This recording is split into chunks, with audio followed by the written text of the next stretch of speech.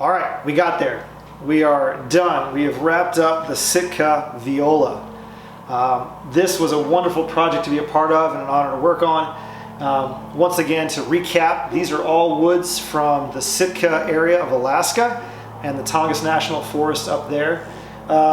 And so we'll walk through a couple of woods and talk about some details of the project, and then we'll see some glamour shots and listen to it be played. I don't play, and so I'm not about to butcher that, but it sounds, I think, absolutely lovely. So the front is made out of spruce, Sitka spruce.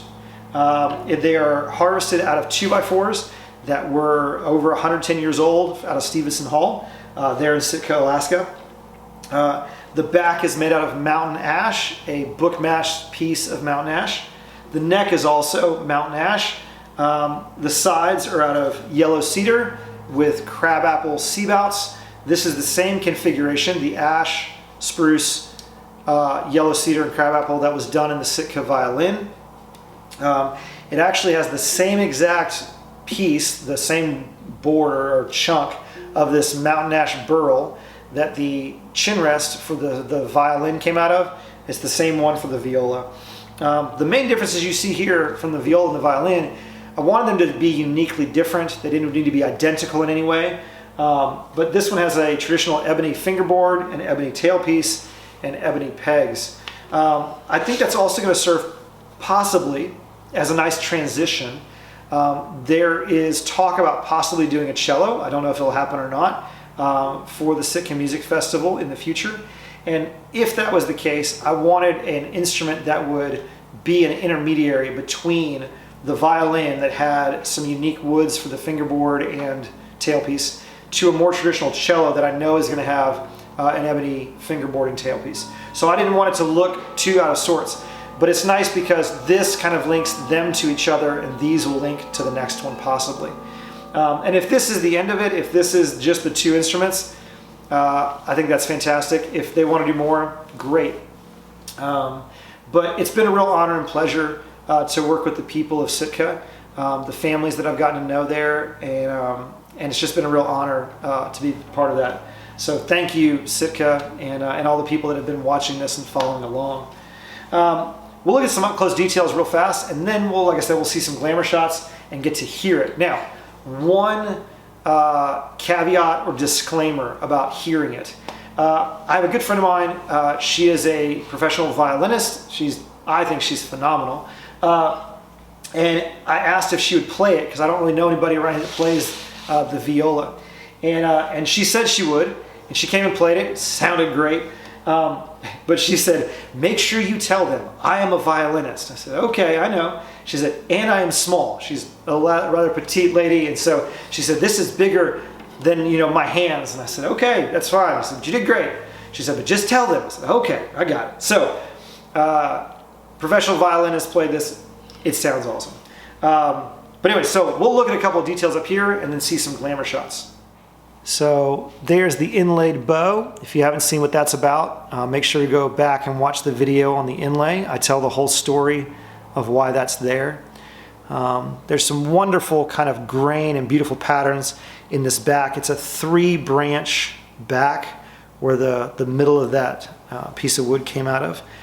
Some of this were in bark inclusions. They had to be filled in with epoxy resin. Let's see what I got here. Oh, we talked about this back, but you can see this back is like a 15-piece back. It's got 2 pieces here, and then to be able to lift this edge up was a lot of work. And I'm really proud of that because this piece sculpts down and back out and never went through to the other pieces in there. There's a little detail of that tail piece. So pretty. And that wood, I could have varnished this differently. I could have made this look like a traditional violin. Hold on, I'll grab one. So this is a octave violin. I also finished up kind of around this time. And this wood is actual offcuts of those same 2x4s. So I could have varnished it and treated it to be a more traditional looking instrument. But I think it's very important to see the Sitka spruce and just enjoy it as a raw wood, not as a traditional instrument, but rather celebrate the natural color and the aging process of these woods. So we will see them age over time and become richer and kind of more honey colored and darker. Same thing for the crabapple in the sea belts there. Those will age over time and get darker and more mature. This is that walnut one. If you guys remember a few videos ago, I think I showed off that back. But I just think it's nice to see a comparison, because this feels like a violin, obviously color-wise, but this feels something very different and special. I don't know if I'm really going to be able to get all of this on film because of the gloss on here and because it's a French polished instrument. But there's so much curl in here. It's very tight. It goes all the way up the scroll and all the way on the sides of the neck. But I think it turned out really nice, that piece that we selected there between me and Zach. Zach sent this chunk that he selected and I picked the piece out of it that worked for me. You'll see in the glamour shots some of that curl in there. But yeah, I think it was a really, really fun and exciting project.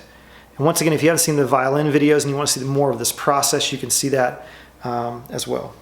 So let's take a moment and get to listen to it and see some glamour shots.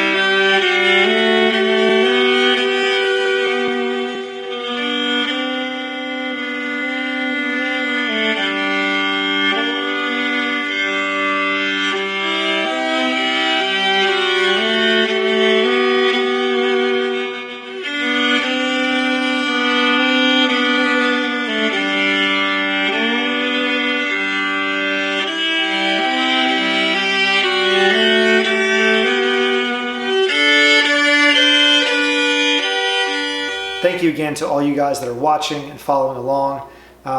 If there's any other projects you'd want to see, if there's any custom instruments you want, my contact is below. I'd love to take part in your story as well. Special shout out again to the people of Sitka, Alaska, and to the families that have helped support this project. It means the world to me and my family to be friends of yours and to be part of this journey for you guys. So thank you for letting me make this for you. Well, this will get shipped off. And I won't see it for a little while. I'm going to be able to go up to the music festival this summer, and so hopefully I'll get some footage and maybe catch you guys up there. But without further ado, we'll see you guys later.